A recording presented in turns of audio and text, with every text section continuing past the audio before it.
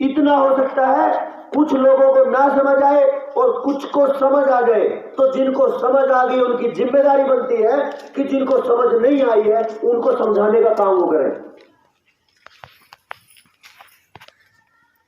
आप जवानों से बात करो, युवाओं से बात करो, उनके स्वास्थ्य की बात करो, रोते हैं।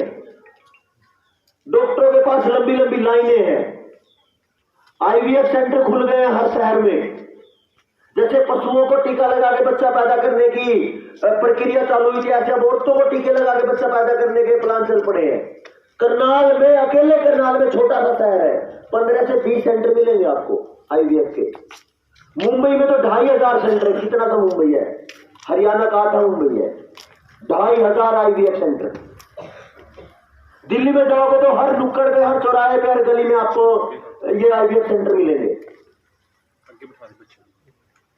तो एक देश जो इस हालत पर आया है, आप जितने जमींदार बैठे हो, मैं आपसे बात कर लूं, आपसे पूछ लूं, आपके घर में अपना बीज कौन सी फसल का है?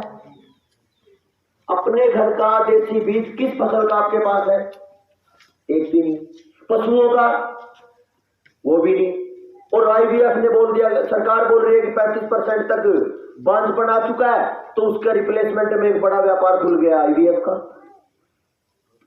आपको कभी पता नहीं होता कि जब आप अपनी भैंस को टीका लगवा रहे हो या गाय को टीका लगवा रहे हो, तो जब वो ब्याएगी और जब बच्चा देगी तभी पता चलता है कि टीका कौन सा था।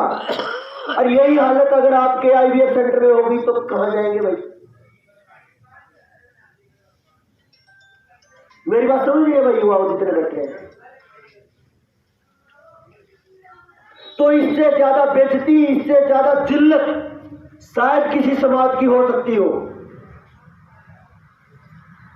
कोई आएगा, सिखों को एक तरफ करेगा, दूसरों को एक तरफ करेगा।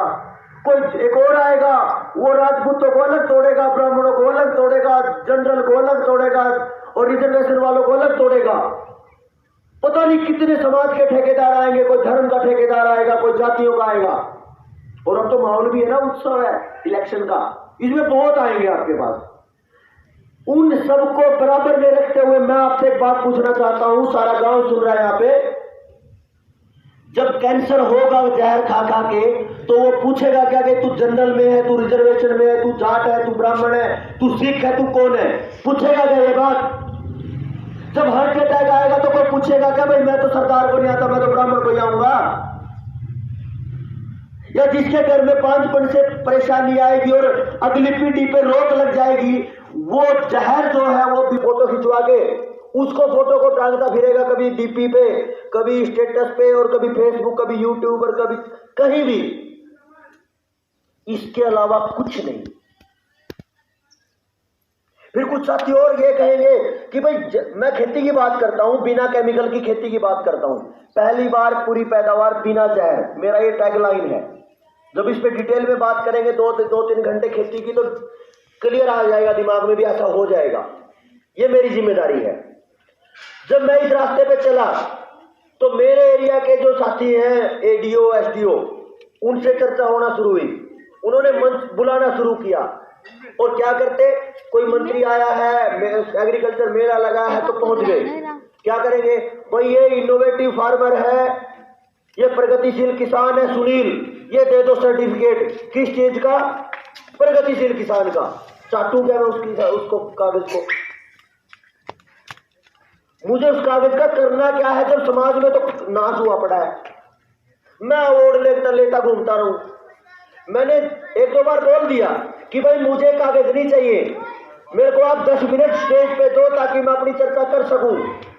बाय चांस एक बार दे दिया करनाल में, और मेरे को जो चर्चा करनी थी वो खुल के चर्चा कर ली मैंने कि भाई यहाँ समस्या है, यूरिया, डीएपी और ये सारी चीजें। अगली बार आप हैरान रहोगे, आज तक उनका फोन नहीं आया, क्योंकि एडीओ, एसडीओ, डीडीए, जितना भी ये पूरा सिस्टम है, ये किसान की बजाय करता क्या है? यूरिया का डीलर, कंपनियों के डीलर, इनके मैनेजमेंट में, इनका सामान बिकवाने में ज्यादा लगा रहता है। तो जो सरकारी विभाग समाज के लिए था, मेरे लिए था, आपके लिए था, वो पूरा का पूरा समाज जो डिपार्टमेंट है वो किसी की गुलामी कर रहा है, तो गुलाम आदमी कभी किसी का या परमात्मा के न्याय पे नहीं चल सकता।